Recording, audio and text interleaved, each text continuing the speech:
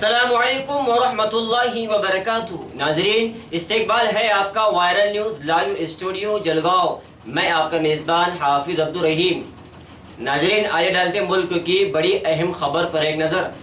جمعیت العلماء ہند، جو ملک کی سب سے بڑی مسلمانوں کی مذہبی جماعت ہے، جو ہر موڑ پر زمینی آفت ہو یا آسمانی آفت ہو، جمعیت العلماء سب سے پہلے پہنچ کر لوگوں کی خدمت اور مدد کرتی ہے، اور بلا تفریق مذہب اور ملت، چاہے کسی بھی مذہب کا ہو، کسی بھی جماعت کا ہو، ہندو ہو، مسلم ہو، ہندوستانی شہری کسی بھی جماعت سے، مذہب سے تعلق رکھتا ہو، جمعیت العلماء ہر موڑ پر لوگوں کی انسانیت کی خدمت کرتی ہے۔ اور آج بھی سینکڑوں لوگوں کا کیس جمعیت العلماء لڑ رہی ہے، اور ہندوؤں کے کیس بھی جمعیت لڑ رہی ہے۔ مظفر نگر فساد کو ہوئے طویل عرصہ گزر چکا ہے، لیکن متاثرین کے زخم ابھی بھی تازہ ہے۔ آج مظفر نگر کے باغونوالی میں بچے ہوئے متاثرین میں سے 85 خاندانوں کو جمعیت علماء ہند کے صدر مولانا سید ارشد مدنی نے مکانوں کی چابیاں سپرد کی۔ اس موقع پر کچھ متاثرین سے جب بات کی گئی، گفتگو کی گئی، تو ان کے اندر کا درد آنکھوں سے آنسوؤں کی شکل میں بہہ نکلا۔ وکیلہ نامی ایک عمر رسیدہ خاتون نے کہا کہ اسے ایک چھت مل گئی، اب یہاں وہ اپنے گھر والوں کے ساتھ سکون سے رہے گی، لیکن اسے اپنے پرانے گھر کی یاد اب بھی آ رہی ہے۔ سسولی کے رہنے والے نفیس احمد نے کہا کہ آج میں بہت خوش ہوں، اور مولانا سید ارشد مدنی کا شکریہ بھی ادا کرتا ہوں کہ ان کی خصوصی توجہ اور ہمدردی کے نتیجے میں مجھے ایک مکان مل گیا۔ اگرچہ وہ خوش تھا، مگر اس کے لہجے سے اس کا دکھ صاف جھلک رہا تھا۔ شہزاد نامی ایک شخص سے جب ہم نے پوچھا کہ آج وہ کیسا محسوس کر رہا ہے، تو وہ رو پڑا اور غمگین لہجے میں بولا کہ بڑی خوشی کا احساس ہو رہا ہے۔ میں اب تک بے گھر رہا، مگر مولانا محترم کی وجہ سے ایک بار پھر مکان والا ہو گیا، جس میں اب میں اپنے اہل خانہ کے ساتھ رہ سکتا ہوں۔ وکیل کا کہنا تھا کہ اسے اس بات کی خوشی ہے کہ آج مکان مل گیا، مگر اپنا گھر اور اپنی بستی چھوڑنے کا غم اسے ہے۔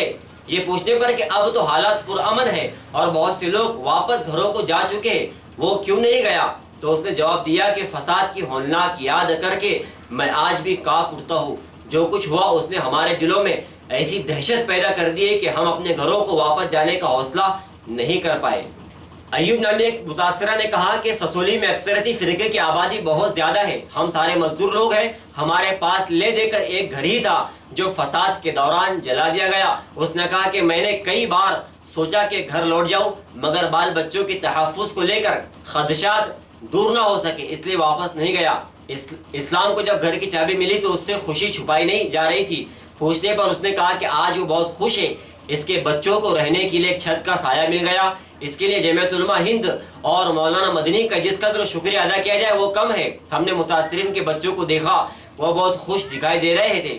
کچھ بچے نو تعمیر شدہ کالونی کے درمیان کھیل رہے تھے۔ جب ہم نے ان سے پوچھا کہ کیا پڑھ رہے ہو، تو ان کا کہنا تھا کہ ہم جہاں کیمپوں میں رہتے تھے وہاں کوئی اسکول نہیں تھا۔ اللہ بھلا کہے مولانا مدنی کا کہ انہوں نے ایسی جگہ ہمارے لیے کالونی تعمیر کروائی جہاں سے اسکول اور مدرسے کی دوری 100 قدم ہے۔ بلا شبہ متاثرین کے بچوں کے لیے تعلیم بے حد ضروری ہے۔ آج یہاں ہزاروں لوگوں کی موجودگی سے بہت خوش تھے۔ اب یہ ملت اسلامیہ کی ذمہ داری ہے کہ ان کی تعلیم اور تربیت کی طرف خصوصی توجہ دے، تاکہ بڑے ہو کر یہ بچے ملک اور ملت کی تعمیر میں اپنا کردار ادا کر سکے۔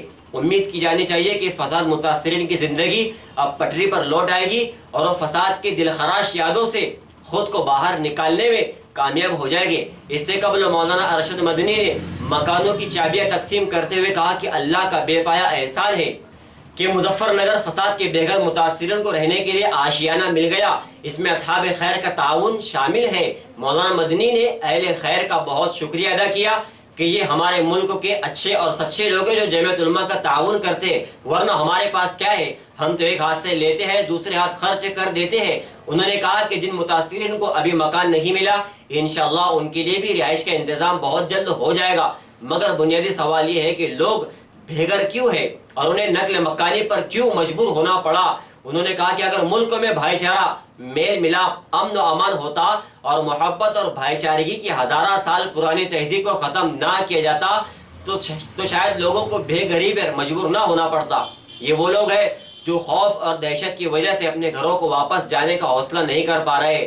مولانا مدنی نے کہا کہ ہمارا ملک تو ہزاروں سالوں سے امن اور اتحاد کا گہوارہ رہا ہے، مگر کچھ لوگ اپنی نفرت کی سیاست سے اسے تباہ اور برباد کر دینے پر آمادہ ہے۔ انہوں نے کہا کہ ایسا کرنے والوں کو 100 بار اپنے گریبان میں جھانکنا چاہیے اور نیوزی لینڈ جیسے چھوٹے سے ملک سے سبق حاصل کرنا چاہیے جس نے انسانیت اور محبت اور اخوت کی ایک نئی مثال قائم کی ہے۔